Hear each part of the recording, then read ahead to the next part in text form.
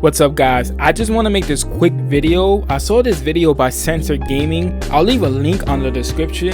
And in this video, he's explaining an article that came out of Japan Times about how Japanese games are being released on the global standard now. The article points out that there are no rules, no industry standards, and the quality of localization could vary greatly from one title to the next, says the Sega of America team who worked on Like a Dragon Infinite Wealth.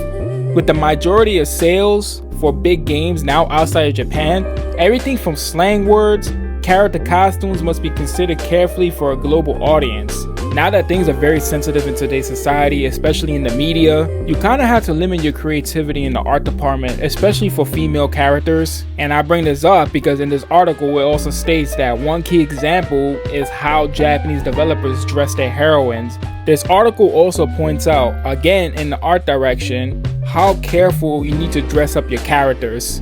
Frank Genti, who is a senior localization manager for Bandai Namco, he states, "We tell them that the cleavage is a bit too exposed or the skirt is a bit too short," he adds. Before they weren't very flexible, but they've become way more proactive on such subjects. Now to me, like I said before, it sucks in the art direction for a lot of these Japanese developers because they can't really use their creativity anymore. They had to limit themselves to be appropriate for today's standards.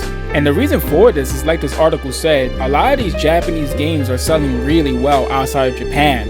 And with all these new Japanese games being simultaneously released at the same time globally, it becomes less work for any overseas teams in having to censor anything that's not up to today's standards. The fact that more Japanese games are being localized, it's seeming as if Japanese games are no longer appealing only to the Japanese audiences. We've seen so many games from Japanese developers that have been localized and are being censored upon release to avoid any type of backlash from the gaming media. And I do feel like it shuts the door for Japanese developers to use their own creativity in their own work, because now they have to think about what's acceptable for the West rather than what's acceptable for the Japanese audiences. I mean, we barely seen any exclusive Japanese titles now being released in Japan first before it releases in the West. Besides, like, if I could name one, I would say the Legend of Heroes franchise. But other than that, if we're talking about the Like a Dragon series, I still feel like a Dragon still has a very special eyes for its Japanese audiences, even though they're working closely with the localization team. Now let me know what you guys think in the comments.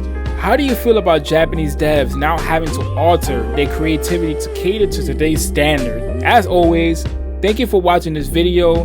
Please remember to leave a like and subscribe to my channel. I will highly appreciate it. My name is Sam Maddock and I'll see you guys in the next video.